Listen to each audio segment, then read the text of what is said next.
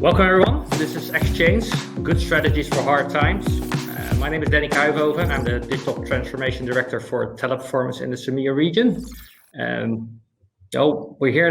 are in hard times. We see it in the economy, and COVID-19 has hit us hard. And we see companies struggling to keep the head aboard those business continuity plans that were always there for safekeeping, now proven to be wrong. And how are you going to keep up the cost, the increasing cost in these times?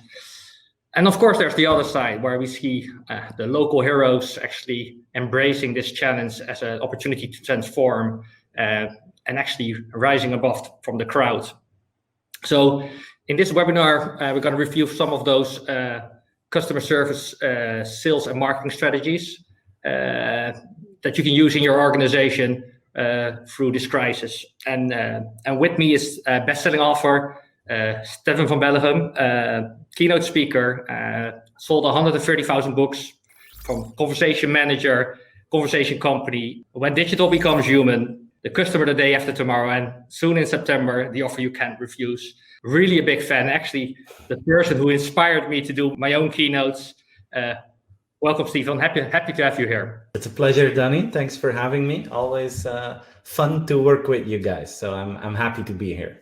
So, Stephen, this must be strange times for you as well. So how did this current situation affect you personally? Well, it's a completely different life for me right now. I used to have a life where I traveled every week to some part of the world to give a presentation on events. On average, I had like 3 flights a week to go to locations, and I really enjoyed that life, to be honest. And then from one week to another, that was completely gone. Beginning of March, my calendar was completely erased. I had a busy schedule planned for spring, but then everything was gone. And for 6 weeks, I had no business at all. And to be really honest, I was panicking a little bit, because I was used to the fact that I always had a lot of work and that I had a lot of opportunities to choose for, and suddenly everything was gone. So I was a little bit scared for the first 2-3 weeks. And then luckily things started to change. And I was really surprised by the fact that so many organizations made the switch to virtual events really quickly. And May and June have been really good months for me. I've been really into online events, doing things like what we're doing now together here for TP, also from studios. And if I look to my schedule during fall, it's already pretty busy. It's not as busy as it usually is. There's hardly any traveling involved. So it's a completely different life. And in the beginning, to be honest, again, I didn't like it. I really missed my old life of traveling and to be in all parts of the world to present. Today, it's completely different for me. Today, I'm happy with the situation as is. I still miss the live audiences, but I really enjoy my time with my family. In my old life, I never had dinner at home. I never had breakfast at home. And now I do that every day. I could take the children back to school when they were allowed to go back to school, and we have dinner every night together. And this is a unique opportunity for me. So if I look to the future, and when I talk about future, I mean like Q4 2021, I hope that my really new life will be a combination of live events at really cool locations all over the world, combined with virtual events, so that I can have 2 or 3 times a week dinner with the family, and 2 or 3 nights a week that I'm somewhere in a hotel ready to speak for a large room of people. So that's what I dream about right now. Time will tell what it will become. I'm pretty convinced in the next 12 months that traveling will be limited, big events will be limited. So I think for the next 12 months, it will be a life like I have right now, and I'm fine with that. After that, I really hope that it's going to be hybrid, and that I'm going to have the combination of on and offline opportunities to speak to people all over the world. Obviously, it gave you time to work on the book. So I saw that it's going to be released in September. Yeah. So the crisis actually made you change chapters of the book or paragraphs, or did or is the offer you can't refuse Corona proof? The title of the book is The Offer You Can't Refuse. The title was ready before Corona. The research was ready. Usually I have like a period of 12 months of research before I start the actual writing. And I finished my research in, I think, January 2020. And my plan was to write it between April and June. That was my schedule. But then things changed, of course. And because of Corona, I decided to write the book earlier. I had more time, certainly in the first few weeks. So I started to write. Obviously, I changed paragraphs. I changed examples. But this is, The Offer You Can't Refuse is not a COVID-19 book. This is a book about the future of customer experience. And I believe now more than ever that the ideas that I wrote down in the book and that I was planning to write are just more important today. I don't think we have seen a big change in customer expectations because of Corona. I think we have seen an acceleration of change. I think many of the thoughts that I had and that I was working on are now, becoming faster than ever a reality. I always call March 2020 the biggest digital training course the world has ever seen. We had this sprint in digital usage, and this was in terms of working from home, digital entertainment, e-commerce, online communication. All these parts of the digital world just accelerated in usage because we didn't have any other choice. That many of those aspects in life have increased, I think. We saw a sprint in that. But my book is also about taking, responsibility in society and making sure that you can use the strengths of an organization to make a difference in society for, as many communities as possible, not just with some fluffy purpose or just some fluffy charity thing that you do, but really being part of the solution by using your own strengths. And, and certainly in the beginning of Corona, we have seen so many companies that actually use their strengths to help out people in the healthcare industry, for instance. And again, I think that part, using your strengths to add value to society, have just increased tremendously in the last few weeks. And that's basically what my book is about. How can you use technology to increase customer experience? How can you become a partner in life of people to boost customer experience? And how can you use your strengths to add value to society? And I think all of them have become more important because of Corona. I couldn't agree more. I'm really looking forward to that. Yeah. So if I understand you correctly, so Corona or COVID didn't create this change; it just accelerated that, right? Do you have other examples from companies that you know of? Yeah, one of my favorite examples is Panera Bread, which is a bakery chain in the US. And they sell bread, but also sandwiches and salads and wraps and stuff like that. And this is a typical example of a company that was well prepared for a situation like COVID-19. They had their e-commerce in place. They had their own delivery service in place. So they had their infrastructure ready. And then Corona hits the market. And what happened is, of course, they had to close down. So they saw a steep decrease in their in spending of their customers. But at the same time, they saw this market opportunity. What happened in the US in many states is that, the supply chain to grocery stores was not always that great. And because of that, in certain states, there was scarcity of food. But you have a second supply chain in the US, the one to restaurants. And that one was up and running. That one was really doing well. So the crazy thing was, at Panera Bread and other restaurants, they had like this huge amount of food, but they had this steep decrease in customers. And at the other hand of the market, you had people that wanted to buy food, but there was no food. So they said, okay, this is an opportunity in the market. Let's use the digital infrastructure that we have to, create an offer that people really want to have right now. So in 2 weeks' time, they decided to become an online grocery store. And they, the fresh ingredients that they have, they offered that through their e-commerce system, and then they used their delivery service to bring that to customers. You could also pick it up through their drive-through and curbside pickups and stuff like that. But in 2 weeks' time, they created this entirely new business. And they could do that because, of course, they see the opportunity in the market, but also because they were ready with their infrastructure to make a difference. So, and I don't think that that's going to go back. I think that Panera Bread will, from now on, always have a grocery service that is going to be loved by many people in the US because they were there when they actually needed help.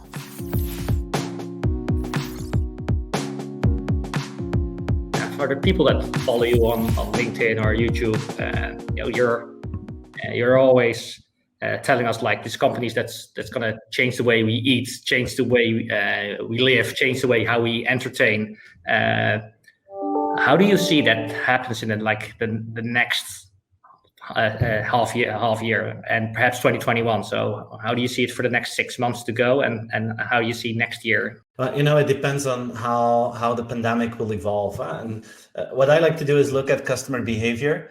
And, research tells us that people change their behavior if they have a new habit, a new behavior for 66 days. Let me give you a very stupid example. In the beginning of the first lockdown here in Belgium, beginning of March, the week before that, our garage was broken. So I couldn't open the garage anymore. And of course, then we had the lockdown and they didn't come over to fix it. So which means that we couldn't open the garage for like 3 months or something like that. So we always took the back door. Usually we never take the back door. We always use the garage. Well, end of June, after 3.5 months, they came over to fix it. So now that garage works perfectly. I can tell you, we don't use it anymore. We use the back door. We created this new habit. And this is just a stupid example from my personal life, but this is exactly what's happening all over the world now, that people are forced to new behaviors. And the longer it takes, the longer, the faster or the more they're going to get used to that. And I think as an organization, it's almost impossible today to predict how behavior will change. I think what organizations need to do is to make sure that they are on top of consumer behavior and that they are on top of consumer trends and really take them seriously and really investigate what's happening. Take one example, the working from home evolution. Probably in the next few months, we're going to see more working from home in every industry in all parts of the world. I don't think we're going to go back to the old world where people just get in their car at 7:30 in the morning and then are commuting for 2 hours, then completely arriving stressed out in the office and then commuting back at 5 p.m. in the afternoon. That would be the dumbest thing we would do if we would go back to that. But on the other hand, we also feel that we need the real life meetings for the creative work and the informal contacts and stuff like that. But I think we're going to become more conscious about that. We're going to be more conscious about mobility, for instance. And that has an impact on working from home, that has an impact on real estate, that has an impact on buying. Imagine that we have a second peak now. We see that in many markets in Europe, and we still see a big boosting in South America, Africa, and North America. People will stay home more, which means that they're going to be even more careful about mobility, which means that we're going to see more e-commerce.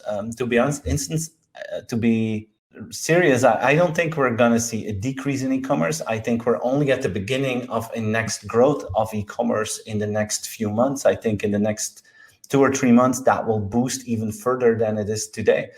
So, but it's impossible to predict. It's impossible to predict. But if you're on top of these trends, I'm convinced that you can play the game right and adapt yourself to what's happening in the market. I think that's going to be crucial. If I may, one more thing, I think a big change that I've seen in organizations is that more and more organizations are starting to think in scenarios. In the past, people were like, we have to develop this plan for the next 3 years. And they were thinking about it and thinking about it and thinking about it. And then they thought that it was almost carved in stone, which is silly if you think about it, because the speed of change has always been high. So we had to adapt, but it was carved in stone. So that, removed all agility that people had in the world. Now, I meet more and more company leaders that don't think in this one plan that is carved in stone. No, they're thinking in scenarios, and they have plan A, B, C, and D, and they're on top of things. And depending on what's happening in the market, they're going to switch from plan A to plan C. And I think that is a mindset that is going to be so important in the next few months to survive and to keep growing in these difficult times. And it's an interesting point. So perhaps we can discuss a bit more about that adaptability, because in the end, if you look at the market now, you see companies that actually, perhaps created the behavior you were mentioning before, and they adapted. But we also see a lot of laggers, and basically still looking around in panic, like how I'm going to solve this. So what would be your advice to those companies that I guess were not embracing change as it is? And perhaps you can give an example of where you see perhaps a slow startup but came on top. It's not that easy. You have three types of companies right now. You have the companies that were fully ready. They had their digital stuff completely in place. They had this customer focused mentality. And these are the winners right now. And these are the companies that are still growing and that are doing really cool things. And it's hard to catch up with them. And then you have this group of companies that wasn't ready and is trying to catch up now and is really understanding how to make a difference. And then you have a group of companies, which is almost impossible for me to understand, but a group that thinks that we will go back to the way it was before. And they are like, let's wait and see. And I'm convinced for this last group that we're going to have to hold a minute of silence in the next 1 or 2 years, because we're not going to see them back in 2021 or 2022. But I do believe that there's hope for this large group of organizations that wasn't ready, that is now speeding up. I see some examples, for instance, in the financial services world. I think if you look to banks, for instance, insurance companies, they were not the fastest of the group, but now they really understand that things have to evolve. And there's some interesting things happening. If I can take this example of this bank here in Belgium, it's called KBC. KBC is a local Belgian bank, but I'm a huge fan of them. And their CEO has been named in the top 20 of best CEOs in the world for the last 2 or 3 years. Their financial results are really good, but they are also extremely innovative. Like they're the first bank in Europe now that's going to start with a virtual assistant. It's called Kate, and Kate will look at your bank accounts, and Kate will make an analysis of where you're spending too much money on. And then Kate will say, hey, Steven, you had an energy contract with this company here. And, if I compare that with other clients that we have, you're paying way too much. And this is a proposal that we have for you from another energy supplier. And if it's okay with you, we're going to take care of that, and you're going to save 300 euros a year. That's one of the examples that they're going to work on, and they're going to fully automate that, starting from the principle to save time and money from their customers. And this is a whole new world. This is a world where a bank that used to, that used to focus on financial transactions and making sure that people could invest their money in some stock or stuff like that. Now they're becoming a partner in our life, and they're becoming a partner in payment, and they're trying to save time and money. But they're going to go further than that. Like, I was really amazed. I think it was 2 weeks ago, they announced, KBC, the financial services company in Belgium, announced that they bought the streaming rights of Belgian soccer. So now a bank is allowed to broadcast the goals and the exciting moments of a soccer game of the Belgian soccer league. And then you can question, why do they do that? Well, they're trying to get the scarce attention of people and get as many people on their platforms as possible. And this was interesting for me because, we're always talking about these super apps like WeChat and WhatsApp and Facebook and stuff like that. And you see how Facebook and WhatsApp, they're going into payments and they're adding content to their stuff. And most people say like, that's a great strategy. And it's like the most normal thing in the world. What I see now is this traditional bank, KBC, is investing in content in soccer games. So what's happening is they are an expert in terms of payment, but now they're going to offer content as well. And they're going to expand. So they're becoming an entertainment platform. And if they succeed in that, they attract more people to their platform. They're going to offer all these new services to everyone in Belgium. You do not have to be a KBC customer to enjoy it. People will see that their app and their mobile platform is really, really cool, that you have so many extra features there.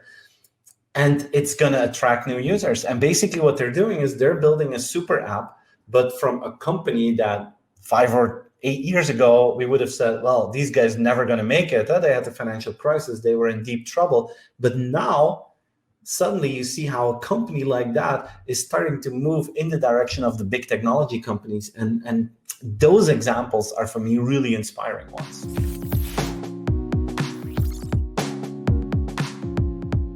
If you look at the market now, so on which industries do you see change and evolving the fastest right now?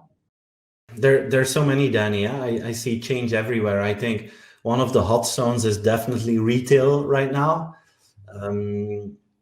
Retail always, I mean, has been in their hot zone for the last few years with Amazon and other e-commerce players.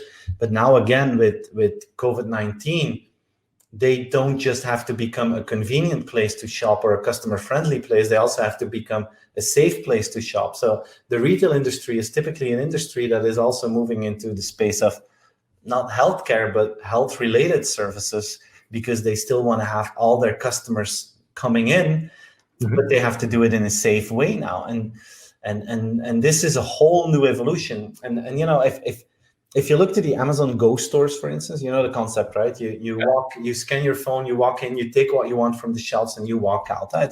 It's a concept that they created to boost convenience, beginning with small stores where you just walk in for a snack or a drink, and then you walk out. Basically, they've cut out the annoying part of shopping, where you wait in line, where you have the hustling, and then eventually where you do the paying. They completely removed that. So it's a boost in convenience. Then they evolved from a small store to a large-scale store, the Amazon grocery stores, like they have one in Seattle right now like that. But now suddenly, this is also the safest way to shop, because you do not have that human interaction during checkout. So it's crazy to see how a concept that was created for convenience is now also one of the safest places to shop. And I think, you know, this is an evolution that we're going to see in the entire retail industry, that it's going to be about online, it's going to be about convenience, but it's also going to be about healthcare. And this is an evolution that we're going to see in more and more industries, where they still have the experience to meet people in real life, that it's not just going to be about convenience, but it's also going to be about safety. It's also going to be about health-related issues. And some companies will be better in that than others.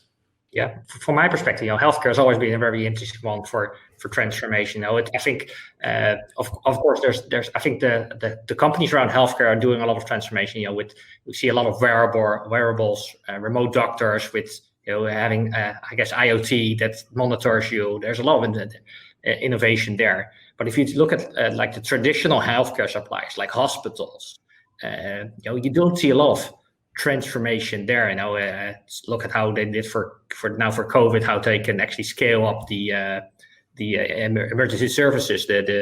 But you know, they didn't even have a clue how much free beds there were in a country, and now COVID made them, you know, change that. But do you see anywhere in the world where those, like the traditional healthcare companies are some kind of change evolving, where they can support their customers better? To be honest, not right now. Maybe I'm missing things, but at this moment, I think that they're just firefighting all over the place, doing their best to make sure they can help patients, doing their best to find medication, doing their best to find a vaccine. So I think at this moment, you know, everyone that is on that ship has to be on deck to make sure that they can fight this pandemic. And at that point, I also believe that should be their priority. At this moment, the entire world is watching that industry, to almost begging for help, in terms of short-term patient help, but also in long-term, just getting us out of this mess. So I fully sympathize with them that this is their key priority and that they're not trying to do other things right now. I think the ship is in a storm, and every sailor has to be on the deck right now. Yeah, definitely. It's a green field. There's so much opportunity there. There is, yeah. That's right. Like my girlfriend just had a baby, and if you look, going to the hospital now is a journey. You know, you don't know where you're going to end. Are you allowed to be there? You know, obviously when you're delivering a baby, you can be there, but if you have to, you know, if you're going for an ultrasound, you can't. So it's and I think there's a lot of innovation that could support at least the customer experience there. Well, one of the questions that I sometimes have is, what would it look like if we would have had this pandemic in 2035, when technologies like artificial intelligence, 5G, quantum computing, cloud, DNA research, robotics, if they would have been matured? All of these technologies are now at the beginning of their evolution, at the beginning of their maturity. That curve still has to develop itself. What would it look like if they are mature? AI could help us to have faster and more accurate diagnosis, to find clusters of new cases. Quantum computing would probably help us to find the right medication and the vaccine even faster than things are going today. 5G would help us to install more remote healthcare. And robotics would be used if there's a shortage of protection gear for people in the healthcare industry, or if there's scarcity of people because if they're ill themselves. And if you look to markets in Asia, all of the examples that I just described are already being used, but still it's in the beginning of their curve. Imagine what that could do in 2035. So I'm convinced that we're going to see this tremendous, really spectacular evolution in that industry in the next few years.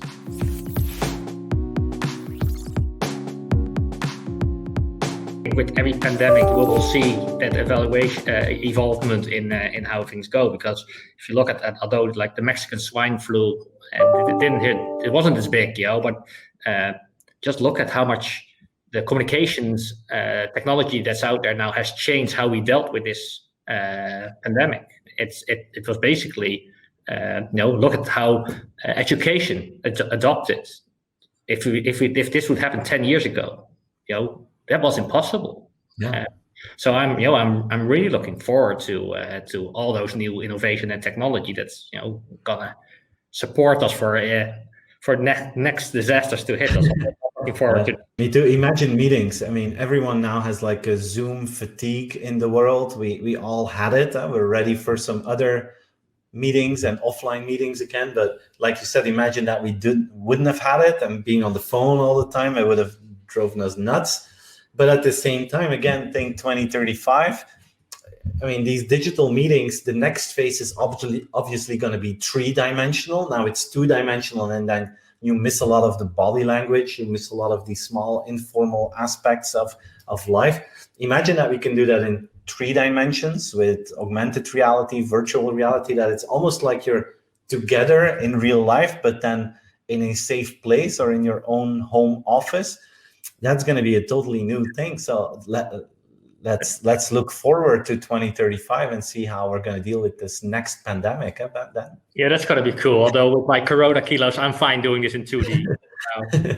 But if you look at 2035, so I know that there's a lot of skepticals and let's say apocalypticals that fear that future where technology is going to overtake us. How do you look at that? I'm very optimistic, Danny. I don't believe in all these doom scenarios. I believe that evolution is a good thing.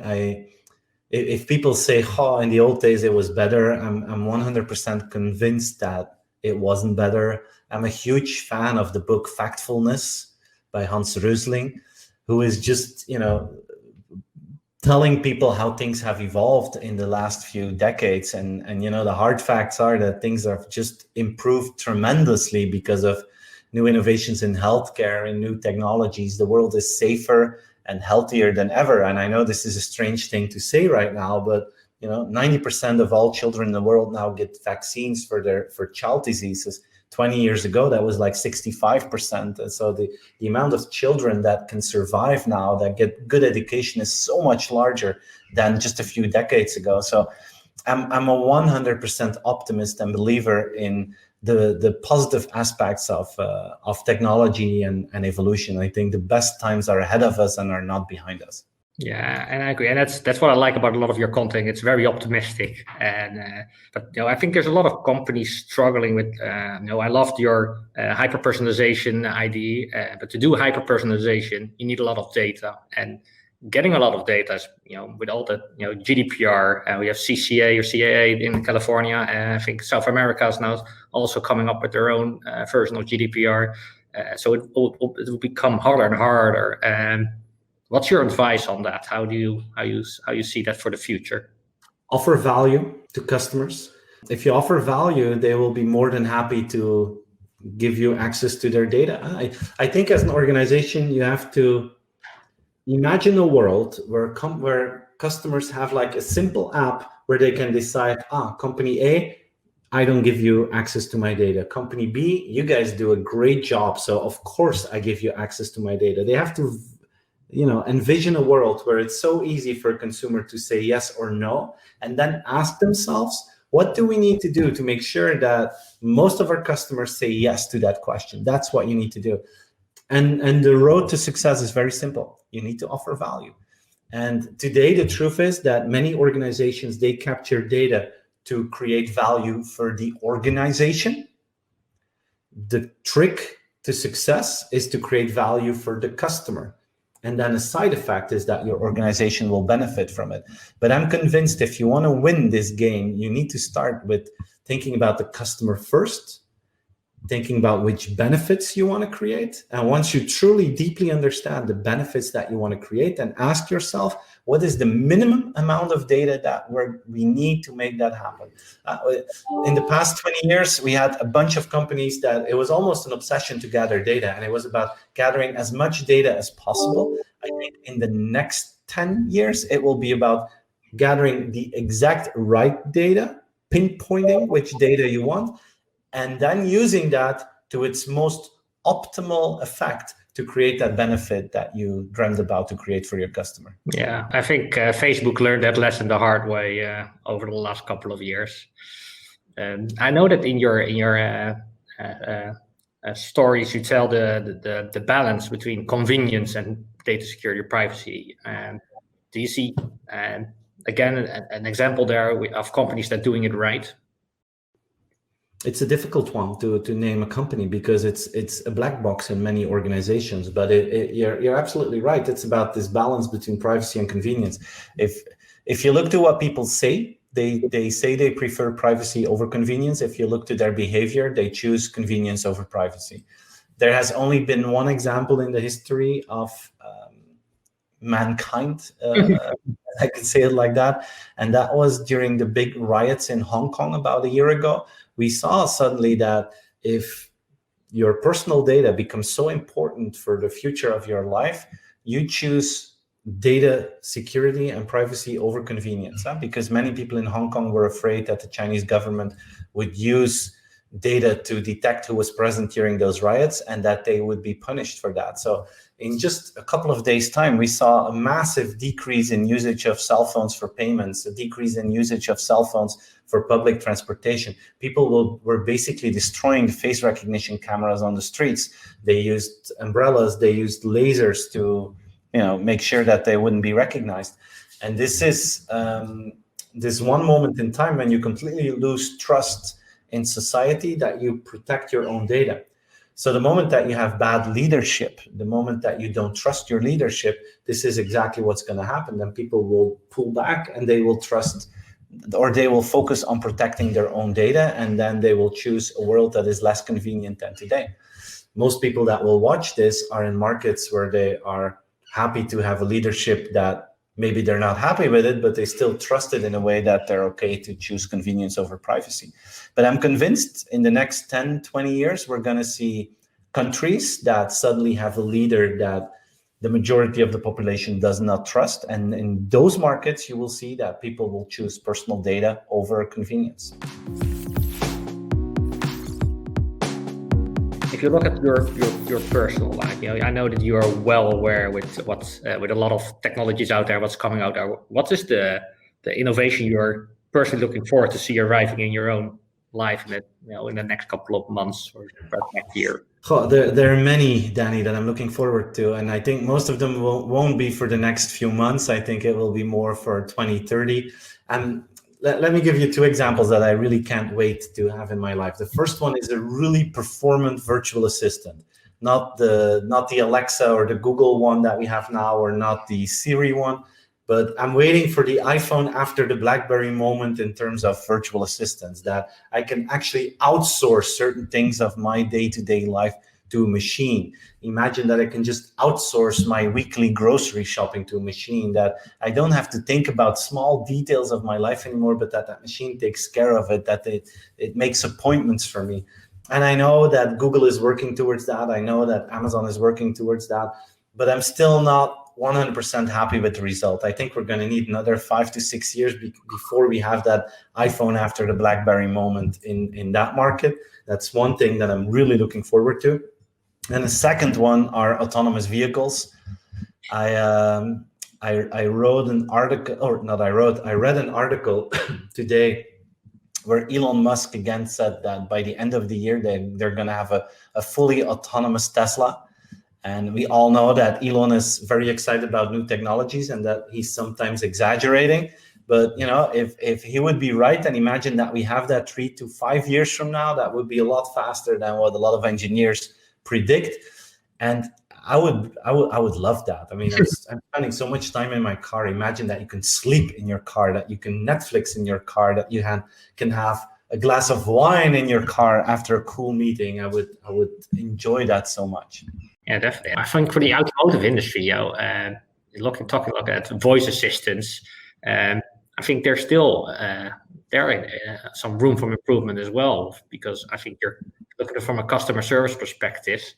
Why would you not leverage that? Because the technology is already in the car. It just needs to, give it a bit boost, like the Google Home or the Alexas. Do you see any cool implementations, either using Siri, Google Home, Alexa, one of those, where companies leverage the voice assistants? Many of them. And in January, one of my last trips this year was to CES, the Consumer Electronics Show in Las Vegas. And I was really surprised. I mean, I live in Europe, you live in Europe, and here it's still, a little bit slow on those technologies, right? But at CES, it was like every device that I saw had like a sticker on it, Google Assistant enabled, Alexa enabled, and voice was all over the place. So I see many companies moving into that industry. I think the two that really jumped out were the whole kitchen industry, everything that has to do with ovens, dishwasher, fridges. They became extremely smart. And the other one was actually the car industry, where it's going to be a real crucial questions for companies like BMW, Mercedes, Audi, Toyota, if they're going to create their own virtual assistant or if they're going to put Google or Alexa in their cars.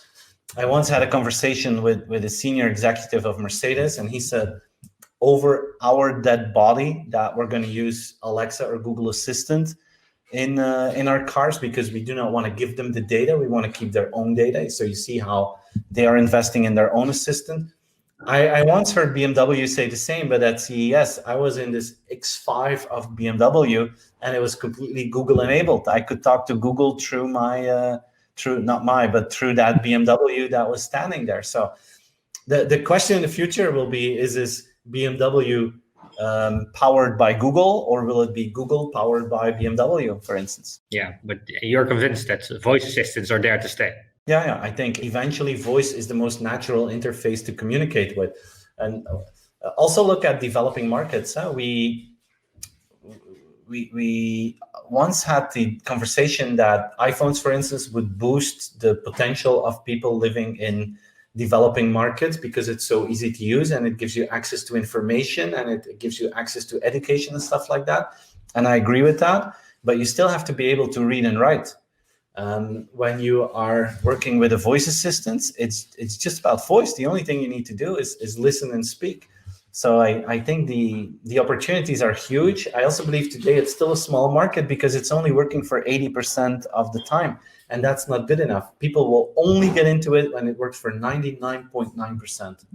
Yeah, I can remember your navigation story. That there's a point where you stop listening to your wife and listen to the navigation. Yeah, well, it's the same thing. Indeed, it's what I said. In 2001, I had my first navigation system with a hit rate of like 50% of the time. So I was still printing out my route descriptions. And then the anecdote is indeed my wife said, I know this place, it's straight ahead. And the machine said, you have to take a right turn. Well, in those days, I listened to my wife and I went straight ahead.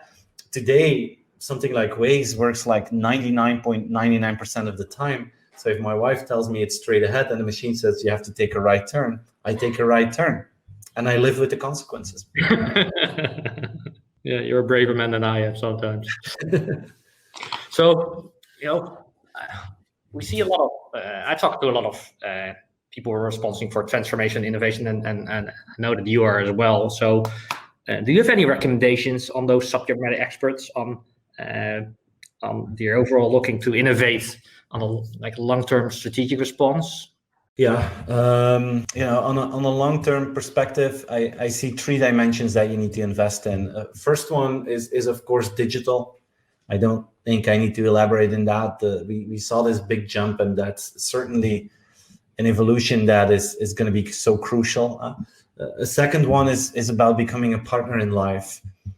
And what I mean with that, it's digital helps you to create fantastic transactional moments for customers. Being a partner in life is about creating emotional convenience, where customers don't just want to buy an insurance product anymore. They want to have a partner in living or a partner in mobility. And that's a completely different mindset. And the strength there that you need is to understand the human behind the customer. What do people dream about? What are their worries? What are their dreams? What are their hopes? What are their fears? And if you understand that, you can offer solutions for that. And I think that's going to be an important track for the next few years. And the last one is about taking your responsibility for society. And, customers have a higher level of trust in organizations to deal with problems in society than that they have faith in governments. And for me, that's an important one to take with you as a business leader. Customers actually look at business leaders to improve society. And I think companies have a lot of potential to do that. So it's a matter of taking your strengths and adding value to society. And there are two dimensions here that are going to be really important. The first one is everything that has to do with climate and planet, which is really important.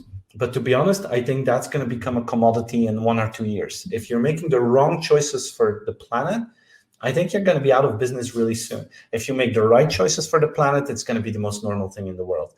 I think where you can differentiate to add value to society is about the social impact. Look for communities that need support. Look for groups that need support. Look for areas in the world that need help. And then look at the strengths that you have and try to bridge that. And the moment you can use your strengths to add value to the communities in the world, I think that will have a huge impact. And that's really about taking responsibility. And that's about, in the perfect world, together with your employees and customers, really be part of a solution of a big problem that we have in society.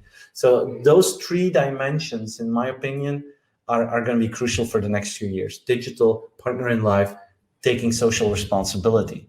And the combination of those, if you invest in those, is what I call creating an offer people can't refuse. And that's why I gave my new book the title, The Offer You Can't Refuse. If you combine those elements, you create an offer people can't refuse.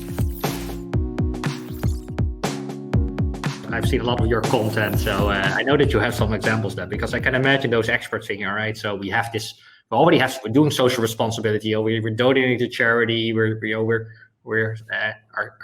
10 of our people go to Guatemala to build a school. We have this, but this is not the examples you're talking about, right? You're talking about changing those, giving purpose to your business model. Perhaps I know that you have, but can you give an example? Yeah, an example that I really like is PPG. It's a B2B example. PPG is one of the largest coating manufacturers of the world. And their mission is to make the world more beautiful. That's their purpose. And you can do that by creating beautiful paint. You can do that by helping painters to make sure that they, have good products, but also have creative ideas. But what they also do is they look for buildings all over the world that are important in communities, but don't have the funds to actually stay beautiful. And they're looking at hospitals, they're looking at community centers, they're looking at schools, retirement homes. And then they take a group of their employees, they take some of their paint, and they go out there on a Friday morning, and then with a group of 20 or 30 people, they start to paint that building completely for free, making the world more beautiful and helping out that community that needs support. And in the last 2 or 3 years, they painted more than 300 buildings like that. And this is a program that they're expanding now, and this is what they want to do. They want to become part of the solution and use their own strengths to solve one of the issues that we have in this world.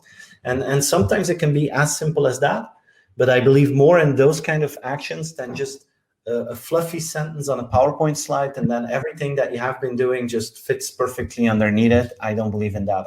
I believe in the pragmatic action that you can take based on the strengths that you have. Excellent.